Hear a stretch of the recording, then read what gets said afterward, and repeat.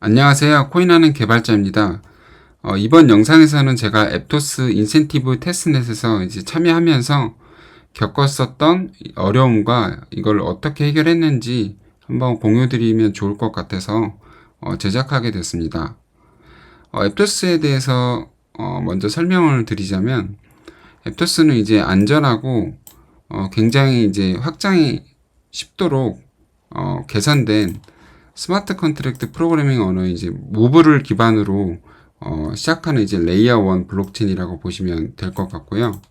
네, 그러면 이 앱토스에 관련해서 어떤 특징이 있는지 한번 살펴봅시다. 먼저 화이트 페이퍼를 한번 살펴보도록 할게요. 뭐 영문으로 된 이제 PDF 파일도 있지만 한글로 번역해서 제공을 하고 있는데요. 그래서 보시면 이제 앱토스에서는 이 헤드라인으로서 이제 안정성과 확장성, 향상성 이 세 가지를 장점으로 내세우고 있는 웹3 인프라라고 소개를 하고 있어요. 그래서 지금까지 뭐 히스토리에 대해서 간략하게 이제 이야기를 하고 있고, 여기에서 어떤 단점이 있었는지 이야기하고, 이 세 가지 이 특징을 기반으로 이제 핵심 원칙으로 해서 이 앱토스 블록체인을 설계했다라고 설명을 하고 있습니다. 여기서 조금 더 이제 주안점이 되는 것은 빠르고 안전한 트랜잭션 실행을 위해서 무브 언어를 자체적으로 통합해서 사용하고 있다고 설명을 하고 있습니다. 그리고 또 이제 이 데이터 모델에 대해서도 설명을 하고 있는데요. 이 데이터 모델이 앞서 이제 설명드렸던 이제 무브 언어의 이제 특징 중 하나로 이제 C++랑 이제 러스트를 기반으로 이제 좀 파생이 돼서 나온 언어예요. 무브 언어 자체가. 그러다 보니까 이제 스트럭처를 기반으로 이제 굉장히 모듈화가 쉽도록 설계된 언어입니다. 그래서 이 부분을 조금 더 장점으로서 이제 이야기를 하고 있는 것 같고요. 그리고 높은 처리량과 지원 시간을 달성하기 위해서 어떤 병렬 트랜잭션을 실행하고 배치 설계를 했는지에 대해서 설명을 하고 있습니다. 그 밖에 이제 다른 부분은 이제 크게 뭐 특징이라고 될 만한 부분은 없는 것 같고, 그러면은 이 PDF 버전 풀 버전을 한번 살펴보도록 할게요. 뭐 여러 가지 이제 자료가 있습니다. 보시면은 총 이제 19페이지 뒤에 이제 레퍼런스 되는 부분을 빼면은 한 18페이지 정도 되는 것 같은데, 저도 이 문서를 쭉 한번 살펴봤지만 크게 이해하기 어려운 부분은 없었습니다. 그래서 먼저 이제 여기 제가 읽었었던 것 중에서 조금 특징될 만한 부분을 말씀드리자면, 먼저 이 밸리데이터 노드입니다. 이제 밸리데이터 노드는 이 앱토스에서는 밸리데이터 노드가 있고요. 그리고 이 밸리데이터에 해당되는 이제 풀노드가 있습니다. 그래서 이 밸리데이터는 리라이트 하는 기능만 담당을 하고 있고요. 물론 이제 컨센서스를 통해서 이제 해당된 블록을 생성을 해서 노드를 통해 이제 블록을 생성하는 역할을 하고 있고, 그리고 이 밸리데이터 풀노드에 해당되는 이 녀석은 이제 이 밸리데이터에 의해서 블록이 생성된 그 원장을 가지고만 있는 이제 풀노드입니다. 그래서 리드만 가능하도록 하는 역할을 하고 있고요. 그리고 여기 해당된 이제 라이트 클라이언트는 이제 보통 월렛이 되겠죠. 저희가 메타마스크나 이제 솔라나 지갑 같은 경우처럼 이 끝에 있는 노드만 읽어서 그것이 이제 올바른지 올바르지 않은지에 대한 검증만 하면 되니까요. 이게 이제 라이트 클라이언트 쪽에 월렛이 해당이 될 거고요. 그래서 뭐 크게 기존 블록체인과 다른 부분은 없다고 보여집니다. 그래서 이 밸리데이터 네트워크 안에서 각각 이제 밸리데이터의 근처에 있는 피어들끼리 통신을 하면서 합의에 이르고, 그리고 이 합의에 의해서 블록이 생성되며 이 블록이 대한 원장은 이 플로드에 모두 저장이 되어 있다라고 이제 이해하시면 될 것 같아요. 네, 그래서 여기서 이제 DM 블록, 이제 좀 더 히스토리를 말씀드리자면, 이제 DM 블록체인에서 이제 파생이 된 블록체인이라고 보시면 될 것 같아요. 그래서 이 페이스북에 계셨던 전 멤버분들이 나오셔서 이 앱토스 블록체인을, 프로젝트를 하고 계신다고 보시면 될 것 같고, 그 밖에 이제 다른 부분을 좀 더 살펴보면은 이 무브 개발 언어에 대해서도 여기서 이제 간략하게 설명을 하고 있습니다. 네. 여기서 이제 특징될 만한 부분은 제가 앞서 설명드렸던 이제 리소스에 대한 접근에 대해서 강조를 하고 있어요. 이 무브 랭귀지는 아까 말씀드렸던 것처럼 러스트 프로그래밍 언어에서 영감을 받아서 제작이 됐고요. 이 러스트 프로그래밍 같은 경우는 데이터의 소유권이라는 개념이 있습니다. 그래서 이 데이터의 소유권을 가지고 데이터 제어를 하기 때문에 좀 더 안전하게 프로그래밍이 가능하다라는 장점이 있습니다. 그래서 이러한 특징되는 부분을 가져와서 블록체인에 적용했다고 보시면 될 것 같아요.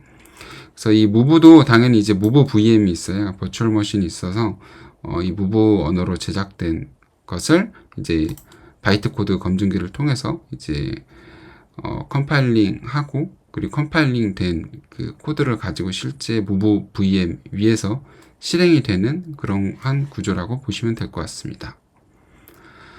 다른 부분은 뭐 논리적 데이터 모델을 가지고 있다라고 설명을 하고 있고, 다른 부분은 이제 기존 블록체인과 동일한 이제 스트럭처를 가지고 있습니다. 네, 다른 부분은 크게 볼 부분은 없는 것 같고, 이 부분은 조금 특징될 만한 부분인데, 이제 파이프라인과 이제 배치, 그리고 병렬 트랜잭션 처리를 어떻게 하는지에 대해서 설명을 하고 있어요. 앱토스는 기본적으로 이제 모듈러 디자인을 기반으로 이제 개발이 되었고, 무엇보다 이제 블록 STM이라고 부르는 이제 엔진이 있습니다. 이 블록 STM 같은 경우는 기존의 이제 데이터베이스에서 사용되는 이제 기술을 가져와서 이 블록체인에 적용한 기술인데요.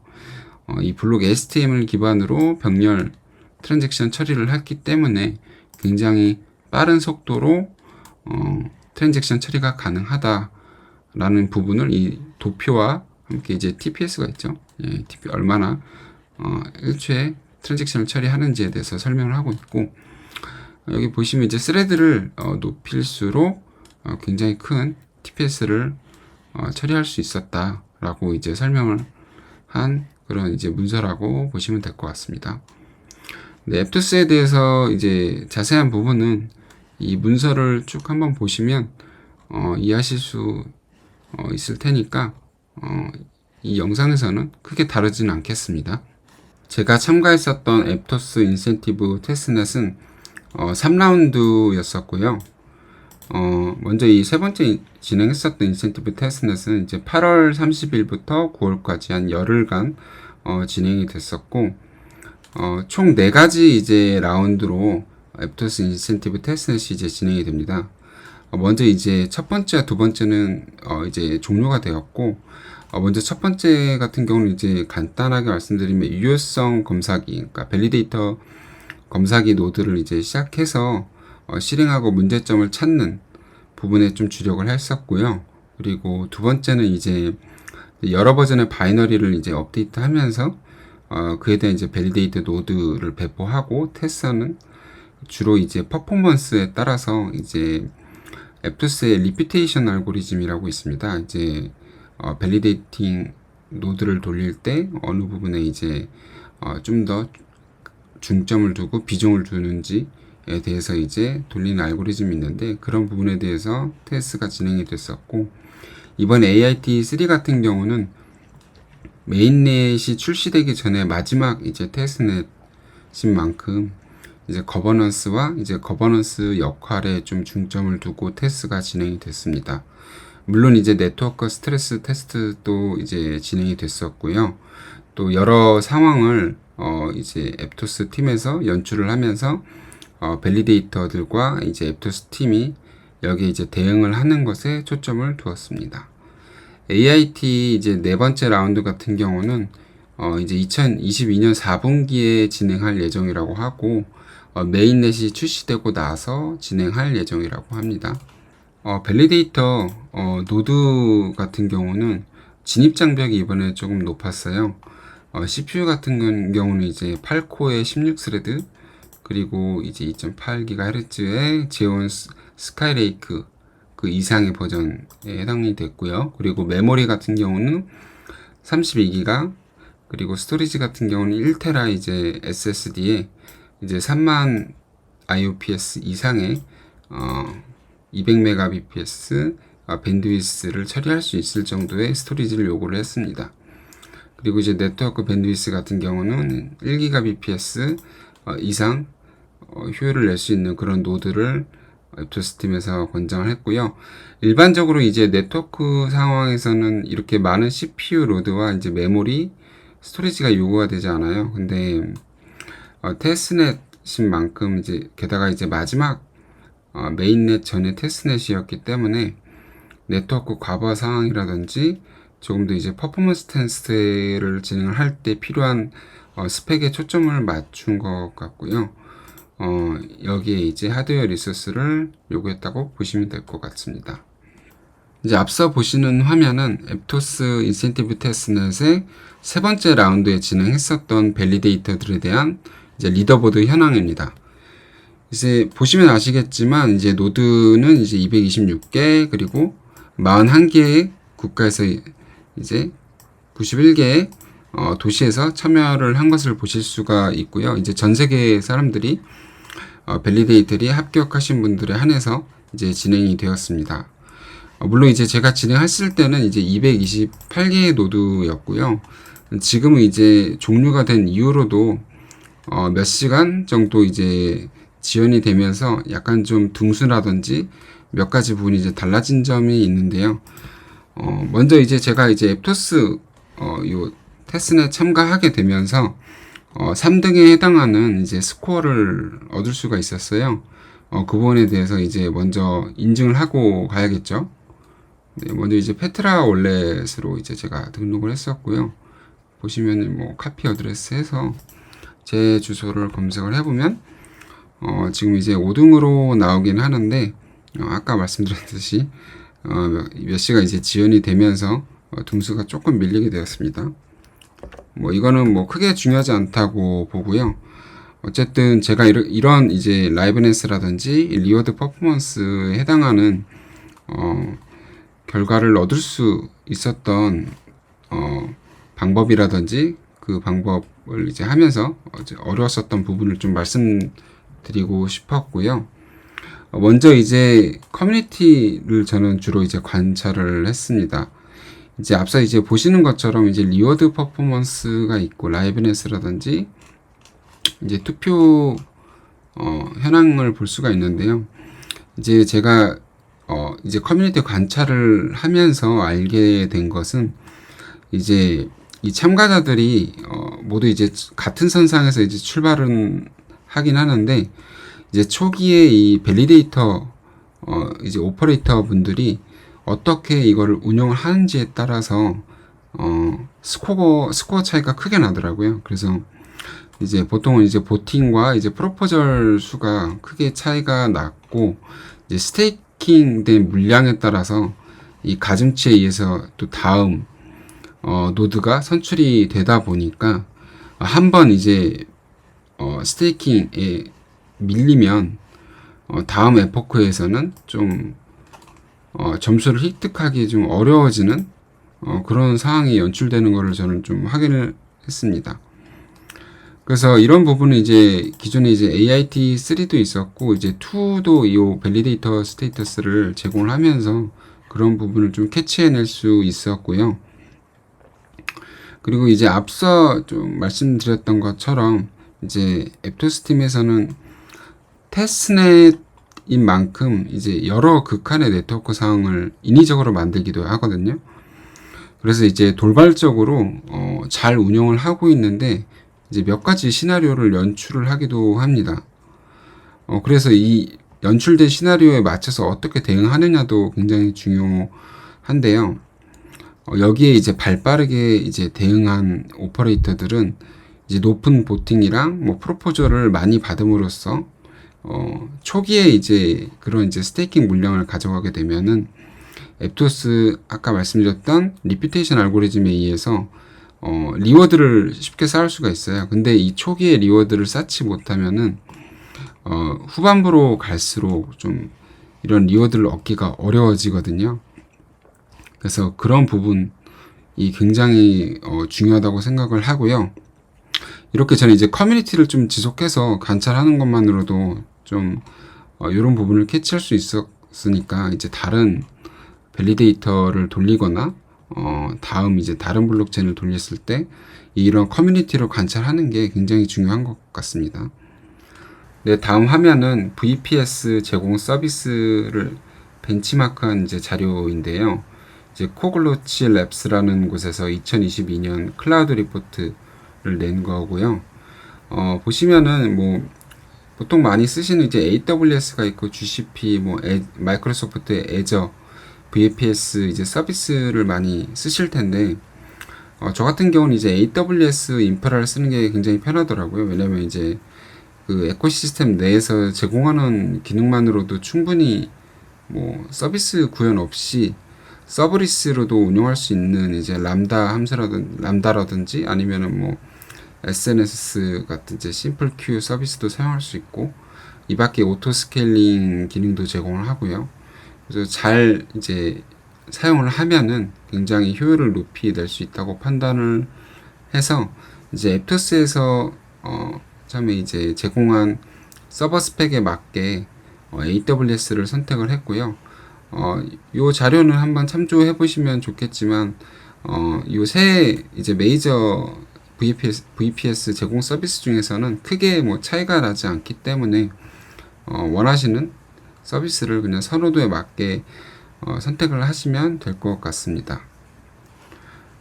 그리고 그 외에 이제 각종 지표를 좀 더 정밀하게 모니터링 할 필요가 있었어요. 그래서 이걸 이제 시각화해서 저는 이 매트릭 지표를 주로 봤었고 이 화면은 이제 제가 이 데이터 시각화를 어떻게 했는지 그림으로 한번 그려본 건데 먼저 앱토스 밸리데이터 노드 안에 이제 저는 노드 익스포터를 하나 띄어서 시스템 매트릭 지표를 수집을 했고요. 그리고 앱토스 자체 도커 안에서도 이제 매트릭 데이터를 제공을 했기 때문에 이 두 가지 지표를 프로메테우스를 통해서 이제 수집을 했습니다. 그리고 수집된 이 매트릭 지표는 이제 프로메테우스에 저장이 될 테고 데이터 시각화 플랫폼인 그라파나를 통해서 이 프로메테우스에 저장된 매트릭 지표를 시각화해서 모니터링을 할 수 있도록 디자인을 했습니다. 네, 그래서 저는 요 데이터 시각화를 통해서 좀 더 안정적으로 노드 운영을 할 수 있었다고 보고 사실 이런 시스템이 사실 서버 운영을 하는 데는 굉장히 기본적인 형태죠.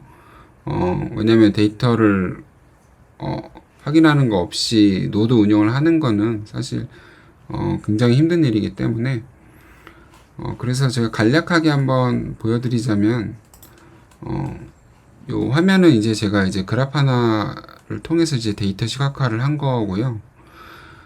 보시면 이제 앱토스 체인에 대한 이제 밸리데이터 현재 이제 참여한 밸리데이터 수이고 물론 지금은 이제 앱토스 인센티브 테스트넷이 끝났기 때문에 롱라이브 테스트넷이라고 이제 테스트넷을 지원을 하는 밸리데이팅 노드입니다.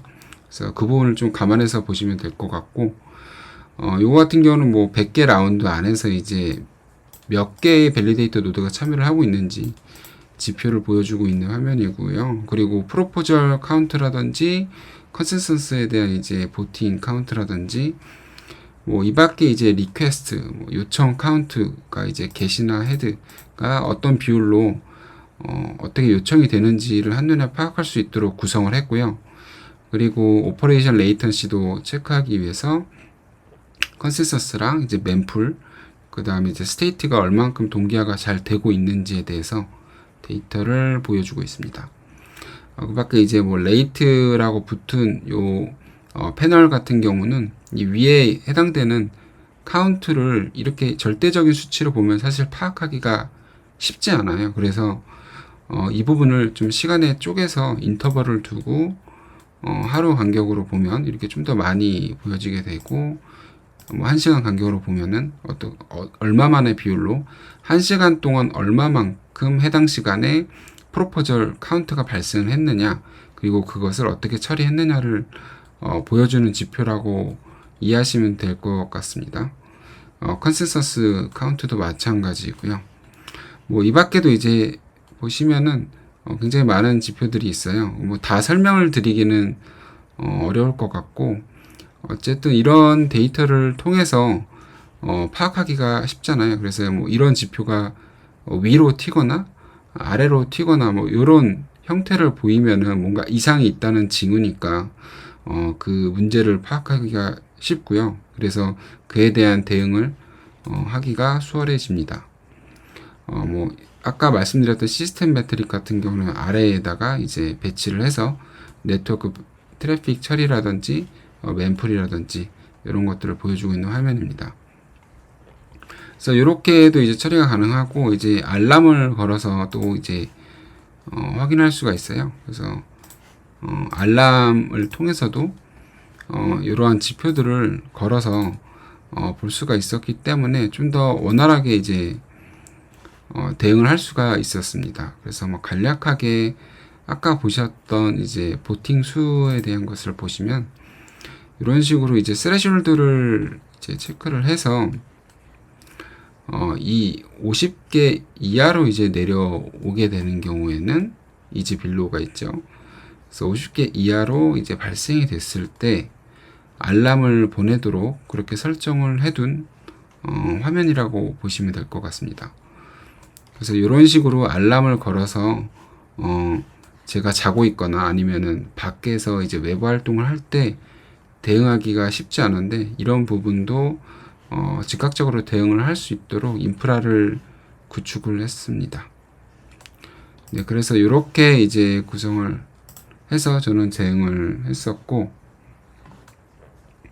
앱토스 랩스에서도 이제 마지막 이제 메인넷 전에 테스트이다 보니까 네트워크 개선을 위해서 되게 시나리오를 많이 테스트를 진행을 했습니다. 그래서 테스트 기간 중에 이제 개선할 수 있는 이제 버그 픽스라든지 피처에 대한 업데이트에 대한 어나운스가 굉장히 잦았고요. 다만 이제 대부분 이제 UST 시간대에 이루어지다 보니까 저는 이제 KST였고 이제 UST보다 이제 9시간 정도 차이가 나요. 그래서 즉각적으로 대응하기가 쉽지 않았습니다. 그래서 보시면 아시겠지만 방금도 이제 오늘 이제 업데이트가 이루어졌죠. 뭐 보시면은 이틀 전, 3일 전, 그리고 4일 전 이렇게 굉장히 자주 진행을 했었고, 지금은 이제 AIT3가 끝났음에도 불구하고 이렇게 굉장히 많이 진행을 하는데, 그 기간에는 거의 몇 시간 간격으로 진행을 했기 때문에 좀 대응하기가 쉽지 않았습니다. 그래서 그 부분도 이제 즉각적으로 대응을 해야 되는 이유가 되고요. 대부분 이제 업데이트는 이머전시한 레벨의 업데이트가 아니라면 이제 어나운스가 나오는 즉시 저는 이제 반영을 하지는 않았어요. 왜냐면은 그만큼 이제 리스크가 있기 때문에 안정적으로 노드를 운영을 하려면은 1시간에서 2시간 간격을 두고 커뮤니티 사항을 먼저 지켜보고 업데이트를 적용을 했습니다. 그래서 이런 방식으로 이제 오퍼레이터 커뮤니티를 통해서 어떤 이슈를 조기에 발견했는지, 그리고 업데이트된 바이너리에 대해서 앱토스 팀에서도 미처 발견하지 못한 부분이 있을 수도 있거든요. 그래서 그 부분도 먼저 체크를 하고 업데이트는 최대한 보수적으로 진행을 했습니다. 그렇게 한 이유는 이제 노드 운영을 하는데 크리티컬한 이슈가 아니라면 이제 피처나 버그 픽스를 해결하는 것보다 이제 블록체인 네트워크 내의 피어와 안정적으로 통신할 수 있도록 노드를 운영하는 것이 이제 밸리데이터 오퍼레이터로서 이제 가장 높은 우선순위로서 둬야 된다고 생각을 했기 때문이고요. 그래서 요런 이제 플로우로 저는 진행을 했다고 보시면 될 것 같아요. 이제 리비전 1에서 이제 먼저 시작을 했을 때 이렇게 가정을 하고 변경사항이 발생됐다고 했을 때 이제 버그 픽스나 이제 피처 부분이 발생했을 때 먼저 커뮤니티를 관찰을 했고요. 그래서 이슈가 발생을 했을 때는 이제 먼저 보류를 하고 좀 더 커뮤니티 관찰을 한 다음에 판단을 했습니다. 그리고 만약 문제가 없었다 할지라도 저는 노드에 적용하는 게 다소 좀 조심스러웠기 때문에 저는 베타 페이스에다가 이제 앱토스 밸리데이터 노드를 별도로 하나를 더 두었어요. 그래서 여기에 먼저 노드에 업데이트를 적용을 해보고 만약에 여기서도 문제가 없었다라고 하면은 업데이트를 적용해서 리비전 2로 가는 흐름으로 적용을 했습니다. 그렇게 이제 버그 픽스와 피처에 대해서는 대응을 했었고요. 만약에 이제 이머전시한 픽스 건에 대해서 변경사항이 발생했다고 했을 때는 최대한 이제 적용을 빨리 하되, 물론 이제 베타 페이스에 이제 제가 배포를 해둔 밸리데이터 노드를 또 적극적으로 활용을 해서 문제가 없는지 체크를 하고 업데이트를 적용을 했습니다. 여기서 만약 이슈가 발생됐을 때는 다시 커뮤니티를 좀 더 관찰을 하고 좀 더 보수적으로 판단할 수 있는 기반을 마련을 했고요. 그런 식으로 이제 세 가지 시나리오에 따라서 대응을 했다고 보시면 될 것 같습니다. 이런 식으로 이제 적용을 하다 보니까 웬만하면은 이제 업데이트를 적용을 했을 때 리비전 2에서 노드가 이제 불안정을 하진 않았어요. 그래서 안정적으로 노드 운영을 할 수가 있었기 때문에 프로포절과 보팅 수를 꾸준하게 증가시킬 수 있었고, 그걸 기반으로 또 앱토스의 리피테이션 알고리즘에 의해서 이 노드가 안정적인 노드라고 판단을 하고 좀 더 프로포절을 가중치를 준다든지 그런 방식으로 저 높은 스코어를 얻을 수 있었던 것 같습니다. 이 밖에도 이제 저희가 이제 앞서 보셨던 이제 컴퓨팅 리소스 패턴 같은 경우는 이렇게 문제가 발생했을 때 빠르게 캐치할 수 있다는 장점이 있지만, 어떤 문제가 발생했을 때 어플리케이션 단의 로그를 통해서 분석하는 것은 불가능하거든요. 그래서 사후 문제에 대한 분석은 이걸 통해서는 하긴 좀 어려웠기 때문에 이에 대한 이제 해결책으로 저는 이제 엘라스틱서치 플랫폼을 사용을 했고요. 그래서 예상치 못한 문제 분석을 좀 하는 거에 초점을 맞췄습니다. 앱토스 도커를 이용해서 이제 노드를 띄우면 액세스 로그와 에러 로그를 살펴볼 수가 있거든요. 이제 그런 로그 파일이 이제 파일 비트로 사용을 해서 엘라스틱서치에다가 이제 밀어넣는 방식으로 선택을 했고, 먼저 간단하게 설명을 드리면은 뭐 여러 가지 지표를 수집을 할 수 있긴 한데, 이제 매트릭이라든지 이벤트, 와이어 데이트 같은 경우는 제가 사용하는 데이터는 아니라고 생각을 하고, 그런 이제 액세스 로그를 이용을 해서 저는 분석을 하고 싶었기 때문에 이 로그 파일을 파싱을 해서 수집할 수 있도록 하는 이제 파일 비트를 이용을 했고, 파일 비트를 이용해서 이제 쉬핑을 로그 스탯으로 먼저 한 다음에 이제 로그 스탯에서 적절한 구문 형태로 변환을 해서 엘라스서치에다가 수집을 할 수 있도록 전송을 하고, 이 엘라스서치에 수집된 이런 어플리케이션 로그를 기반으로 키바나를 통해서 시각화를 하는 방식으로 저는 분석을 했습니다. 먼저 이제 저는 어플리케이션 영역의 지표 같은 경우는 문제가 발생했을 때 추적하는 거에 추가적으로 저는 이 퍼포먼스 매니지먼트를 통해서 요청을 추적하고 좀 더 분석을 할 수 있는, 깊이 있는 분석을 할 수 있기 때문에 이 엘라스서치를 채택을 했고요. 그리고 로그 스탯을 통해서도 쉽게 이제 쉬핑이 가능하다 보니까 이 부분도 크게 장점으로 다가왔던 것 같습니다. 그래서 엘라스틱 스택 내에서 또 지원되는 기능들이 많기도 하고, 이제 향후에 이제 필요하다면 이런 로그를 기반으로 머신러닝을 또 돌릴 수가 있어요. 이 엘라스티서치 안에서 머신러닝 기능을 제공하기 때문에 제가 이제 사후에 문제가 발생할 수 있는 구간도 예측을 할 수가 있습니다. 물론 지금 단계에서는 그렇게까지 할 필요는 없지만 나중에는 또 노드 안정화를 위해서는 그런 기능도 필요할 수도 있으니까 그런 확장성 있는 부분도 좀 염두에 두고 채택을 했습니다. 추가적으로 이제 키바나를 통해서 여러 데이터 시각화를 할 수가 있는데, 뭐 이런 식으로도 이제 스캐터 플롯이라고 삼포도 방식의 그래프를 볼 수가 있어요. 쉽게 이런 부분을 확인할 수 있는데, 이제 키바나를 통해서도 뭐 조건 검색 기능이 워낙 강력하다 보니까 이런 검색 기능을 활용하는 것도 중요하지만, 이런 삼포도 방식으로 그래프를 쉽게 그릴 수가 있기 때문에 이 스로프 대비 이제 리스폰스 타임이라든지 레이턴시 타임을 체크를 할 수가 있습니다.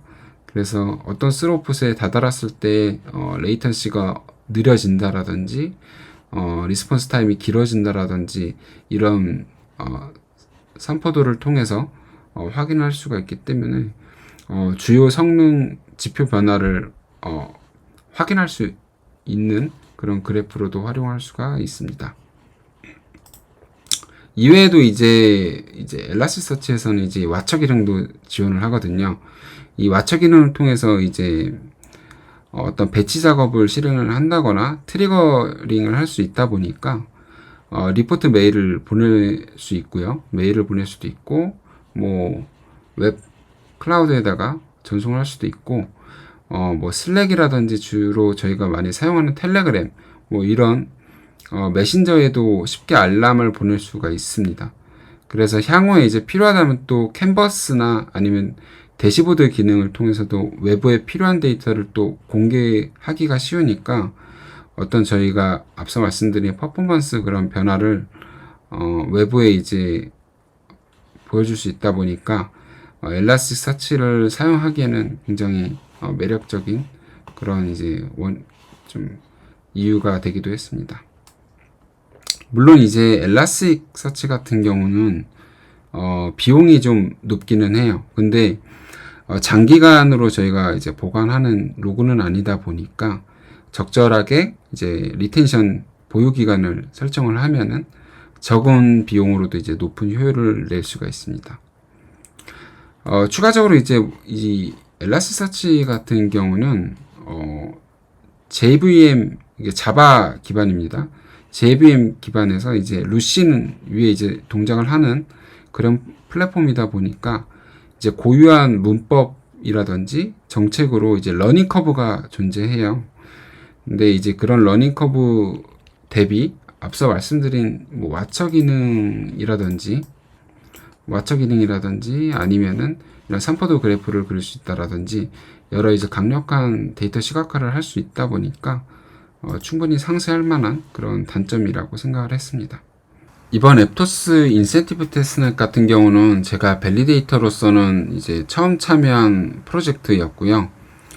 아무래도 처음 참여한 만큼 어려운 점이 많았어요. 근데 이제 커뮤니티 관찰을 한다라거나 좀 상황에 맞춰서 인프라를 최대한 빠르게 구축을 하고 그 데이터를 기반으로 이제 업데이트를 하고 또 즉각적으로 대응하도록 노력을 했더니 안정적으로 좀 노드 운영을 할 수가 있었습니다. 또 그 결과 또 성적도 제가 생각했던 것보다 기대 이상으로 잘 나와줬기 때문에 총 288개 중에서 이제 3위에 해당하는 스코어를 획득할 수 있었고요. 제가 여기서 좀 더 기분이 좋았던 거는 이제 사실 앱토스 테스트넷으로 참가해서 앱토스 팀으로부터 이제 메인넷 밸리데이터 노드 참여 제안을 받게 됐어요. 그래서 밸리데이터 노드로 이제 앱토스 메인넷에 참여하게 될 것 같고요. 앞서 이제 보셨던 이런 대시보드를 통해서도 이제 노드를 안정적으로 운영할 수 있다라는 게, 제 기준에서는 충분히 부합했기 때문에, 만약에 다른 블록체인에 제가 밸리데이터 노드로 또 참여할 수 있는 계기가 또 주어진다면, 이런 인프라를 최대한 이용할 예정입니다. 다른 밸리데이터를 돌리실 분들이나 아니면은 인프라를 좀 고민해 보시는 분들은 제가 좀 고민하고 이를 어떻게 해결했는지 공유하면서 좀 작게나마 도움이 되셨으면 하는 바람이 있습니다. 그래서 밸리데이터 노드는 간략하게 이제 메인넷의 하드웨어 리퀘어먼트를 보시면은 이렇게 좀 다소 좀 높기는 한데 또 하나의 이제 큰 과제가 될 것 같고요. 굉장히 재미있을 것 같아서 기대가 됩니다. 그래서 앱토스 메인넷 밸리데이터로 이제 참여를 해서 또 안정적으로 네트워크 운영을 위해서 또 제가 또 겪게 되는 어려움이 있을 것 같아요. 그래서 그걸 어떻게 해결하는지 또 다른 영상으로 또 찾아뵈면 좋을 것 같습니다.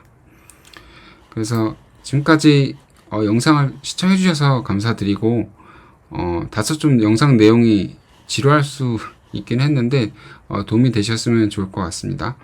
지금까지 긴 영상 내용 도움이 되셨다면 구독과 좋아요 부탁드리고 다음 영상도 기대해 주시면 좋을 것 같습니다. 네, 감사합니다.